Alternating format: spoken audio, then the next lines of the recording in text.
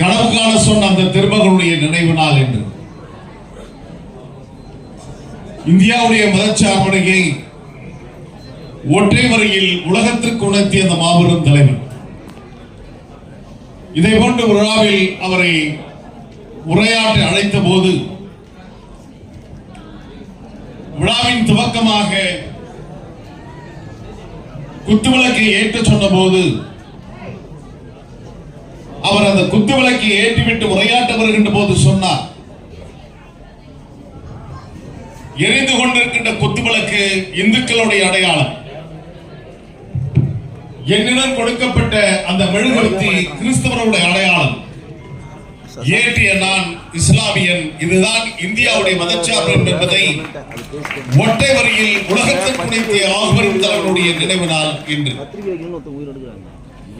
அந்த நாளில் இந்த நிகழ்வை அழகாக வடிவமைத்திருக்கிறார். தமிழ் சமூகத்துடைய ஆக சிறந்த ஆளுமைகள், தமிழ் சமூகத்தின் எண்ணங்களை பிரதிபலிக்கின்ற ஊடகவியலாளர்கள், அண்ணன் தமிழா பாண்டியன் உள்ளிட்ட இனிய தோழமைகள் பங்கேற்றுக்கின்ற நிகழ்வு. 32 ஆண்டுகால அறம் சார்ந்தவருடைய அரசியலில் இந்த மாதம் 9ஆம் தேதி ஒரு கரும்புள்ளியாக நான் துரோகி என்று எந்த இயக்கத்தில் நான் வெளிப்படைத்தன்மையோடு பணியாற்றினோனோ அந்த இயக்கத்தின் தலைமையால் நான் ஒரு கடுமையான விமர்சனத்திற்கு உள்ளாக்கப்பட்ட போது ஏறக்குறைய ஒரு 4-5 நாட்கள் நான் அமைதியாக என் வீட்டில் நான் அமர்ந்தேன். 32 ஆண்டுகளில் நான் ஒன்றும் சட்டமன்ற உறுப்பினரோ நாடாளுமன்ற உறுப்பினராகவோ அல்லது அமைச்சர் பொறுப்பையோ பெற்றவன் அல்ல. ஆனால் அறம் சார்ந்த அரசியலில் மக்கள் போராட்டங்களில் வீதிக்கு வந்து நான் களத்தில் நின்றவன். ஏறக்குறைய 32 வழக்குகளை சந்தித்தவன். 25 வழக்குகள் மாண்புமிகு தமிழ்நாடு முதலமைச்சராக தளபதி அவர்கள் பொறுப்பேற்றதற்கு பின்னால் அது ரத்து செய்யப்பட்ட போது 7 வழக்குகள் நிலுவையில் இருந்தது. அதையும் விடுதலை பெற்று வருகின்ற ஒரு சூழல். இதுதான் என்னுடைய 32 ஆண்டு கால அரசியல். சமூகத்துக்கு நான் தெரிந்தவனா, சமூகம் என்னை புரிந்திருக்கிறதா என்ற வினா எழுந்த போது அந்த 5 நாட்கள் என்னுடைய அமைதியை தமிழ் கூறும் நல்லுலகின் ஆக சிறந்த அரசியல் விமர்சகர்கள் தொலைக்காட்சிகளிலும் பத்திரிகையிலும் தன்னுடைய மௌனத்தை கலைத்தார்கள். மல்லை சத்யா குற்றப்பட்டவன்,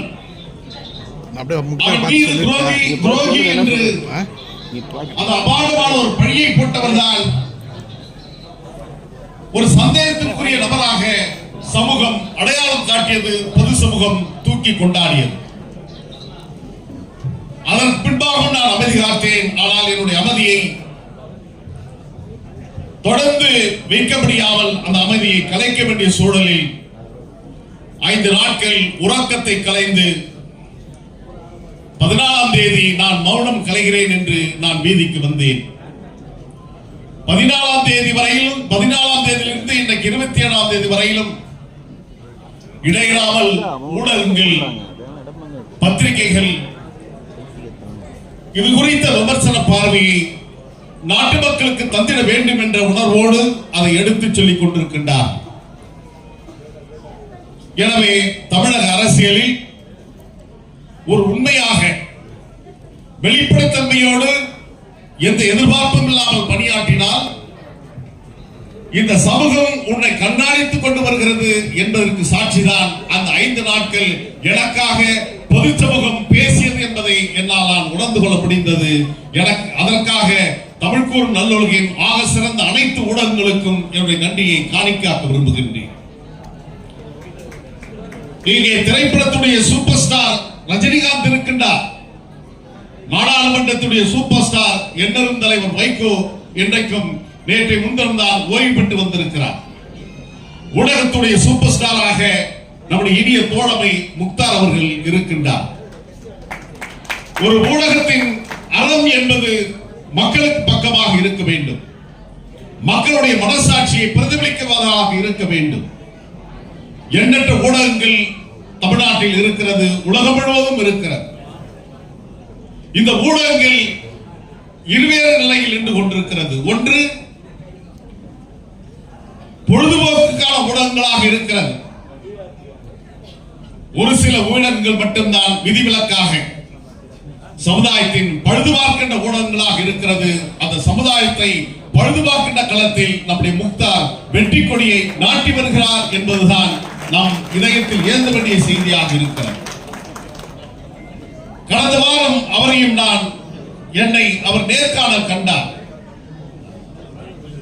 முக்தார் வருகிறார் என்ற போது முக்தாருடன் என்னுடைய செவி அமைய போகிறது என்று சொன்ன உடனே நிறைய எச்சரிக்கைகள், நிறைய அறிவுரைகள், மாற்றிக்கொள்ள வேண்டாம், முடிந்தவரும் தவிருங்கள் என்று சொன்னார். நண்பர்கள் சொன்னதற்கு பின்னாலும் அவர் முன்னால் நான் அமர்ந்தேன். ஏறக்குறைய 2 மணி நேரம் அந்த விவாதம் தொடர்ந்தது.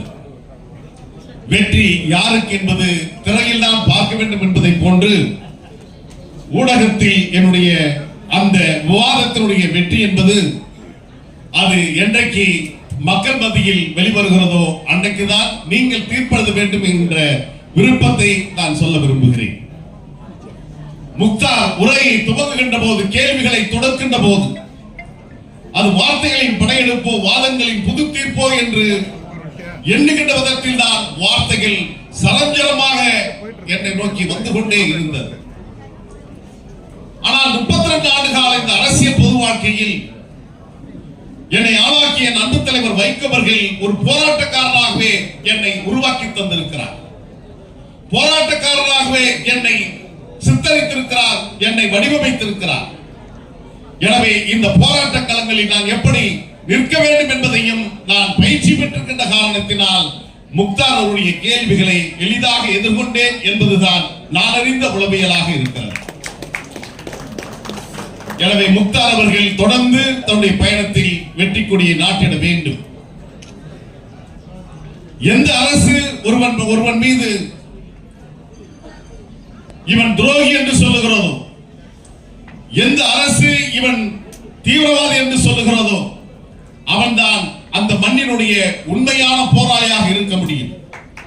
அடுக்கடுக்கான வழக்குகளை சந்தித்திருக்கின்ற இந்தியா மை இந்தியா ஊடகம் தமிழகத்தினுடைய சிறந்த ஊடகமாக இருக்கிறது என்பது சாட்சிதான். உங்கள் மீது போடப்பட்டிருக்கின்ற அத்தனை வழக்குகள் என்பதை நாம் மறந்துவிடக் கூடாது. வழக்குகளை எதிர்கொள்ளுங்கள், அது உங்களுக்கு ஆழமாக விளங்கும். உங்களுடைய பொது வாழ்க்கையில் அல்லது உங்களுடைய ஊடக வாழ்க்கையில் அது மின்னும் ஜொலிக்கின்ற நட்சத்திரங்களாக விளங்கும் என்பதையும் இந்த நேரத்தில் நான் பதிவு செய்ய விரும்புகிறேன். எனவே முக்தார் அவர்களும் நம்முடைய இயக்குனர் பாஷா அவர்களும் எடுக்கின்ற அந்த முடிவுகள் தமிழ் கூறும் நல்லுலகின் சிறந்த படைப்புகளாக அமையட்டும் என்ற என்னுடைய வாழ்த்துதலை உரித்தாக்கி, அண்ணன் திருமாவர்கள் வருவதற்கு முன்பாக நான் விடைபெற விரும்புகிறேன். காரணம், நான் அண்ணன் திருமாவுடன் ஒருவேளை மேடையை பகிர்ந்து கொண்டால் இன்றைக்கு இருக்கின்ற சூழலில், அரசியல் சூழலில் பல்வேறு வினாக்கள், பல்வேறு யூகங்கள் வந்து கொண்டே இருக்கும். எனவே அவரை பாதுகாப்பதற்காக நான் விடைபெற விரும்புகிறேன் என்பதுதான் இங்கே பொருளாக இருக்கிறது. நீ எதிர்ப்பவர் யார் தெரியுமா என்ற கேள்வி எழுகிறது. நீ எதிர்த்து நிற்பவர் யார் என்ற கேள்வி எழுகிறது. அவரை முன்னால் வெற்றி கொள்ள முடியுமா என்ற கேள்வி இயல்பாகவே இயற்கையாகவே எழுந்து நிற்கிறது. நான் அவரை எதிர்க்கவில்லை, அவரை வெற்றி கொள்ள வேண்டும் என்ற எண்ணமும் எனக்கு இல்லை. அவருடன் நான் தோற்று போகவே நான் களத்தில் நிற்கின்றேன். 4 ஆண்டுகள் என்னை எதிர்த்து வியூகங்களை வகுத்தார்கள், ஆனால் வெற்றி பெற முடியவில்லை. ஆனால் இப்பொழுது என் தலைவரை முன்னிறுத்துகிறார்கள். நான் தோல்வியை தழுவிக்கொண்டு நான் வீட்டுக்கு சென்று கொண்டிருக்கிறேன். நாட்டு மக்கள் என்னை கைவிடவில்லை என்பது அதற்கு சாட்சியாக இருக்கிறது. எனவே இந்த காலகட்டத்தில், இந்த 15 நாட்களில் என் பின்னால் இருந்து யார் இயக்குகிறார்கள், எப்படி இவனால் முடிகிறது என்ற கேள்விகள் விசுவரம் எடுத்திருக்கின்ற காலகட்டத்தில் என் அண்ணன் அறம் சார்ந்த அரசியலை முன்னெடுத்து செல்கின்ற அண்ணன் தலைவர் தோல் திருமா மீது அந்த கலக்கம் வந்துவிடக் கூடாது என்பதற்காகத்தான் முன்னெச்சரிக்கையோடு முன்பு அனுமதி தாருங்கள் என்ற அன்பான வேண்டுகோளை வைத்து என்னுடன் பங்கேற்றிருக்கின்ற இந்த நெருப்பாட்டில் நீந்தி வருகின்ற என்னை கரை சேர்ப்பதற்காக இந்த பகுதியில் என்னுடன் களமாடிக் கொண்டிருக்கின்ற அண்ணன் அரசு பிரபாகரன், அன்பு சோக குட்டி என்கின்ற வெங்கடேசன், அன்பிற்கிற அண்ணாமலை, ஏழுமலை போன்ற தோழர்களுக்கு நன்றி கூறுகின்றேன். என் பக்கம் நியாயத்தை தொடர்ந்து வலியுறுத்தி கொண்டிருக்கின்ற அனைத்து ஊடகங்களுக்கும் என்னுடைய நன்றியை காணிக்காக்கி இடம் சார்கின்றேன். மின்னலில் ஒளி வாங்கி, தென்றலில் குளிர் வாங்கி, தேனாட்டில் சுவை வாங்கி, கண்டின்